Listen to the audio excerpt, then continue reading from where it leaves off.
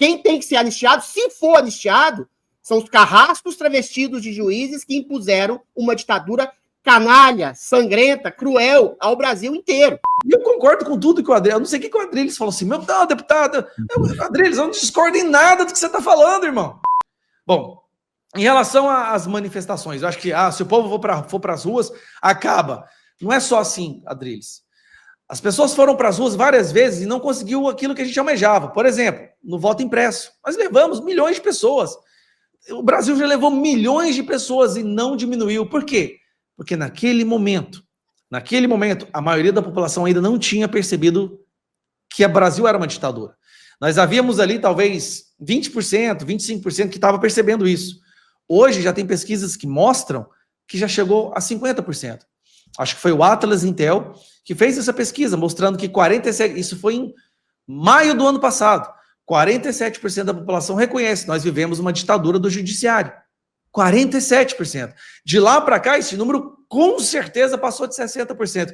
Hoje sim nós temos um ambiente favorável para derrubar essa ditadura. Nós não tínhamos lá atrás, porque para muitos ela nem existia, era conspiracionismo da extrema-direita. Só que hoje, eu vou te falar, pessoas de centro, parlamentares de centro já estão percebendo. Então nós temos a maioria da população percebendo isso, nós temos o centrão já percebendo isso e disposto a reagir. Agora sim o ambiente está favorável. Nós temos uma força externa, né, internacional, que está disposta também a tomar ações contra essa ditadura. Então, assim, o ambiente nunca esteve tão propício quanto agora. Hoje eu falo para você que colocar milhões de pessoas nas ruas, hoje, do jeito que está, pode trazer o resultado que a gente almeja. Mas há 2 anos, 3 anos atrás, realmente não tinha. O cenário não estava favorável. Hoje está. Agora, tem que começar a falar. As pessoas têm que começar a falar mais. Tem que perder esse medo. Porque não é o nosso país que a gente quer salvar. É o país dos nossos filhos, da futura geração. Né? Que se nós fracassarmos, eles é que vão ter que pagar o alto preço por isso. Perfeito, Gaero. Muito bom, muito bom. Está silenciado? Quando eu digo que havia possibilidade, sim, é exatamente por esse discurso moderado que havia no passado, essa coisa, existem limites que estão sendo rompidos, a Constituição não permite censura prévia, como você bem disse, a pauta que é legítima, que é justa, de voto contável, de voto impresso também. Isso realmente não eram pautas que afetavam a população de uma maneira pungente. Agora, dizer que e já havia 2 anos atrás, uma ditadura do STF que censurava, que prendia, sem o devido processo legal, que criava crimes que não existiam, eu acho que poderia. Mas tudo bem, é passado. No seguinte sentido, eu concordo ipsis literis com o senhor.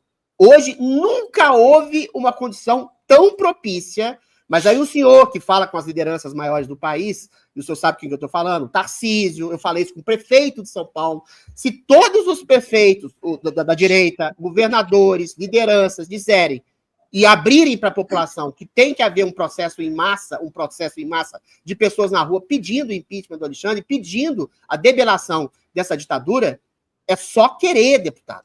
Então, a gente que já fala isso há muitos anos, e o senhor está nessa lista de heróis que falam isso há muitos anos, tem que de estabelecer uma estratégia, quer dizer, falar com que as lideranças maiores do país reconheçam que a estratégia é dizer de maneira clara e alto e bom som.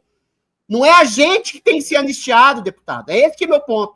Quem tem que ser anistiado, se for anistiado, são os carrascos travestidos de juízes que impuseram uma ditadura canalha, sangrenta, cruel ao Brasil inteiro. E essa ditadura está sendo reconhecida no mundo inteiro. O Brasil precisa reconhecer para si mesmo que está vivendo uma ditadura judiciária, como bem disse o presidente da OAB. E eu concordo com tudo que o Adriles... Eu não sei o que o Adriles falou assim, meu não, deputado... Adriles, eu não discordo em nada do que você está falando, irmão. Absolutamente nada.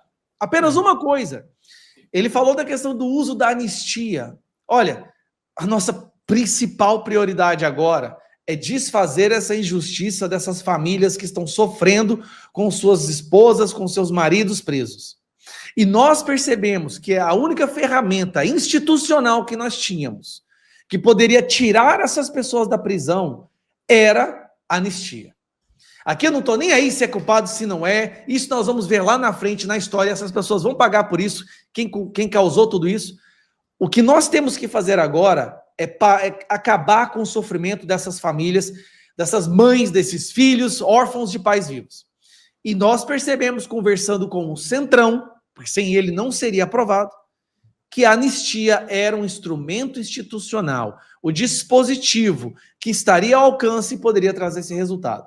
Então nós vamos fazer isso, nós vamos usar a anistia para tirar essas pessoas da prisão, para devolver elas para suas famílias, e daí em diante a gente volta para a guerra, usa outros nomes, mas o importante agora, gente, não é nem qual nome está sendo usado, é acabar com esse sofrimento. Por isso que agora nós temos que, 16 de março, ir para o Copacabana. É a anistia a nossa prioridade. Quem já conversou com um pai, com um filho dessas famílias, e eu tive essa oportunidade, você não pensa em outra coisa. Sim. Holiday, Marco, você não pensa. Você conversa com uma esposa falando do que aconteceu, de como está sendo a vida dela, do marido que é um cara trabalhador, que nunca entrou na delegacia na vida. Nunca cometeu um crime sequer. Um cara que sustentava a família, que estava indignado com o que está acontecendo no Brasil e agora essa família está sofrendo. Você conversa com essa mãe, eu te garanto, você não vai estar nem aí para que nome vai ser usado, você não vai estar nem aí para onde, você não faz mais nada, sua vida vira somente desfazer essa injustiça.